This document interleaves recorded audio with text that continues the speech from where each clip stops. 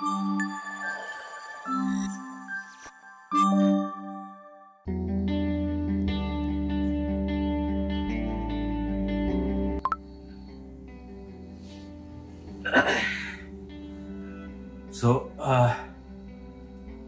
ஒரு போல் ஒன்று போட்டிருந்தான்.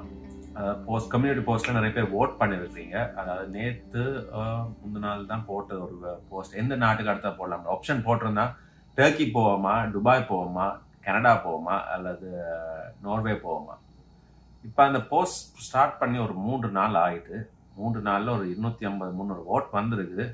300 ஓட்டில் ஒரு கிட்டத்தட்ட 65% ஆட்கள் வந்து சொல்கிறாங்க கனடா போக சொல்லி. ஸோ நம்ம அடுத்த ட்ரிப் வந்து மோஸ்ட்டாக கனடாவாக தான் இருக்கும். பட் இன்னும் அதுக்கு ஒரு 7 நாளுக்கு அப்புறம் தான் ஃபைனலைஸ் பண்ணுவோம் எந்த நாடு போகிறோன்னு.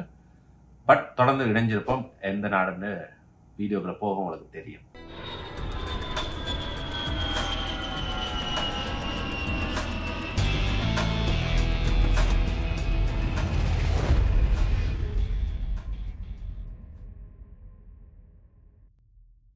ஸோ எத்தனை மாதிரி ஓட்டிங் போயிருக்கு, அடுத்த நாடு எந்த நாட்டுக்கு போகலான்றதுக்கான ஓட்டிங்கை பார்ப்போம். மக்களே நீங்கள் ஓட் பண்ணியிருக்கீங்க.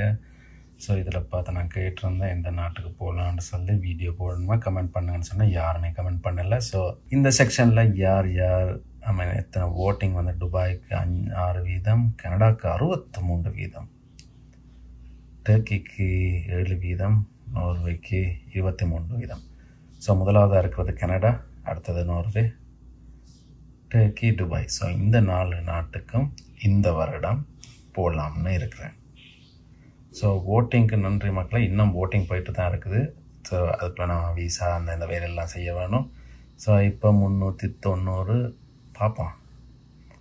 500 ஓட்டிங் வந்துச்சுன்னா கட்டாயமாக கனடாவுக்கு போயிட வேண்டியதுதான். ஸோ கனடாவுக்கு போகலான்னு தான் கடைசியில் முடிவுக்கு வந்திருக்கு. உங்களோட ஓட்டிங் அதான் சொல்லுது. அப்போ கனடாவுக்கு புறப்படலாமா?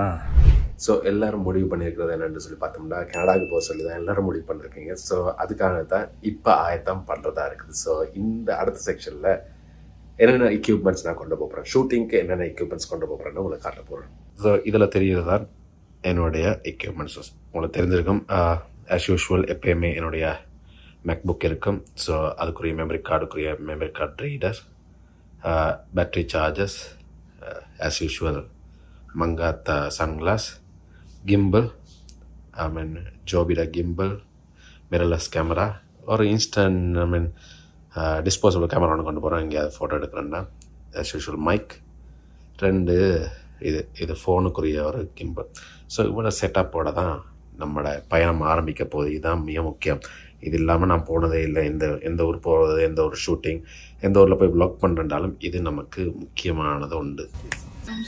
நீங்கள் எல்லோரும் ஓட் பண்ணதுக்கு ஏற்ற 5 நாடு போட்டிருந்தோம். அதில் நீங்கள் ஓட் பண்ணி எல்லாமே கனடா போக சொல்லி. ஸோ உங்களுக்காக தான். ஸோ பார்த்தா தெரியுது, பேக் 2 பேக்கோட கனடா போகலாம். ஃபுல்லாக இந்த சீரீஸ் ஃபுல்லாக அதை பற்றி வரப்போகுது. பார்க்கலாம்.